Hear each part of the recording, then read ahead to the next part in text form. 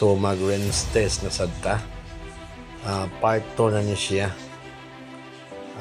Atong testingan jud og asa pod ang gilayon kaniya.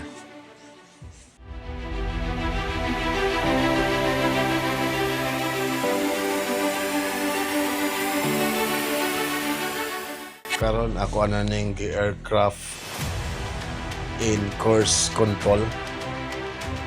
Aircraft course control na siya para dili maglaylay ang kamutan. So automatic siya nung hangin. So karon ang hangin medyo tulak siya. Medyo patuhod siya padong sa area na akong pagtuan. So yan na, let's go na namin sa mga 700 kapin, no? Meters. 800 na. 800 na. So papam na 120 meters na altitude. So diyan ang pukutob. Mga 900 plus na meters, no? Okay, 1 kilometer na ni. 1 kilometer na. So, okay.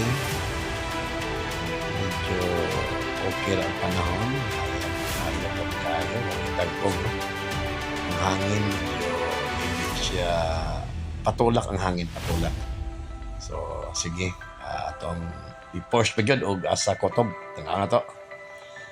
Monitor lang po sa battery. No? Kay ang battery po tayo sa importante sa kayo. Para pag return home, hindi ka ma-short ba? Alang-alang.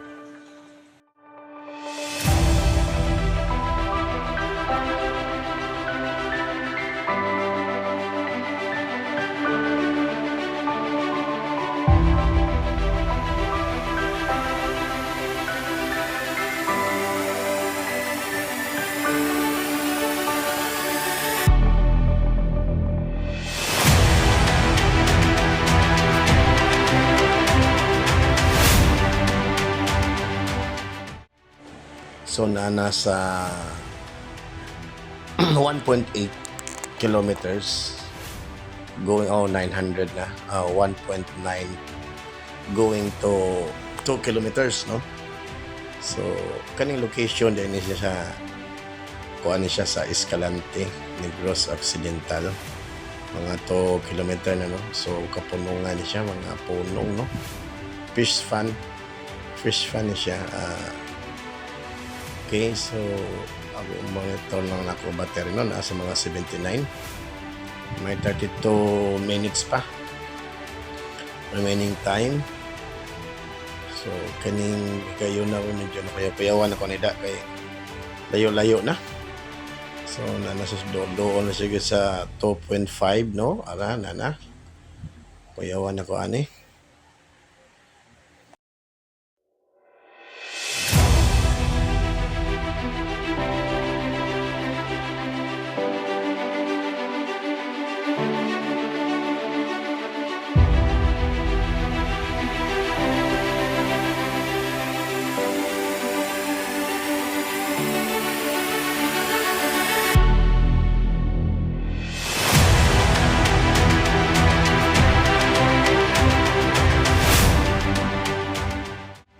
Mga 2.8 na kilometers, 2.9, almost 3 kilometer na. Yun, kayawan ako nila. Layo-layo na given siya eh. So, na 3 kilometers na. So, ako pang gi-push nga pa na ako din. Ako kaasa ko ito ni. Ang remaining battery is 75%. So, napay 31 minutes remaining time. 3.2 kilometer. So, okay. Ako na try. Push pa dyan ako eh. Nakuyawan na dyan kanila. Okay, 3.4. 3.4. Okay, 3.5. 3.5 na. Ako lang na yung i-return home ay kaya medyo kayawan ako na. Return to home na ako na. Okay. Okay, medyo layuan na. Di naman ako maklaro na akong home ay. Sa akong area ba, di na maklaro. Medyo, against padjud kaayo sa against the wind pagid siya. So 9 lang, 9 o 10 meters per seconds ang iyong pabalik niya. 71%. So may plan of ako ng sports mode na lang ako ni kaya medyo ano. Okay, para layo lagi dia.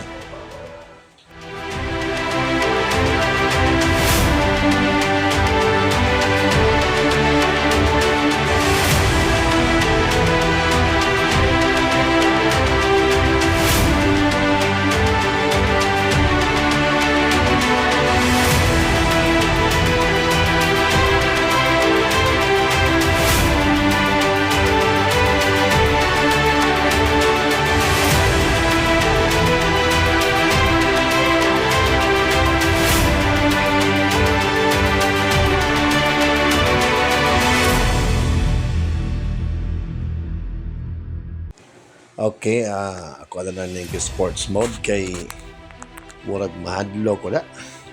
Gimanual na lang ako ni pag-return to home kay sugata magayon niya ang hangin niya, so murag mapugnan siya ba.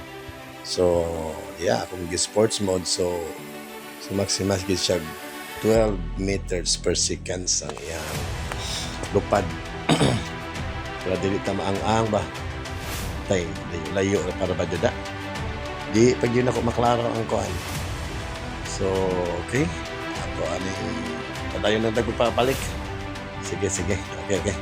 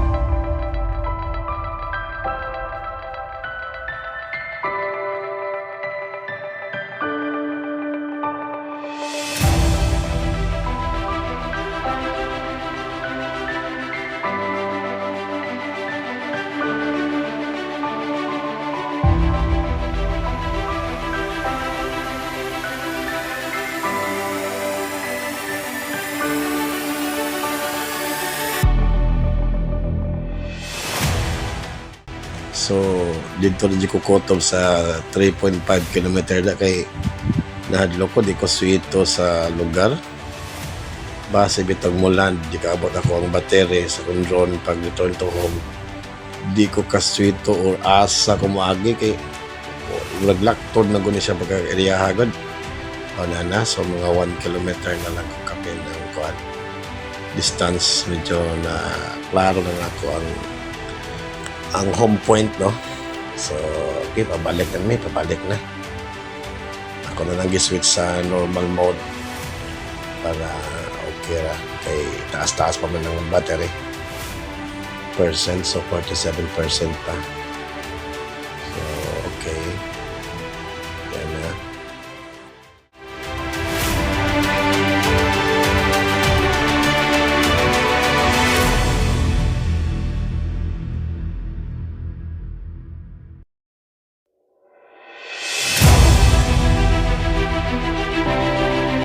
So mag-take na lang kong picture kay nado na kayo. So akong gi-vertical ang camera para lain na po niya ang gulba. So nag-take na lang kong photos, no? So at least okay na dyan, taas pa kayo ang battery percent. So take photo na lang ko niya and then short video and that's it. Abot na yun. Kaya na.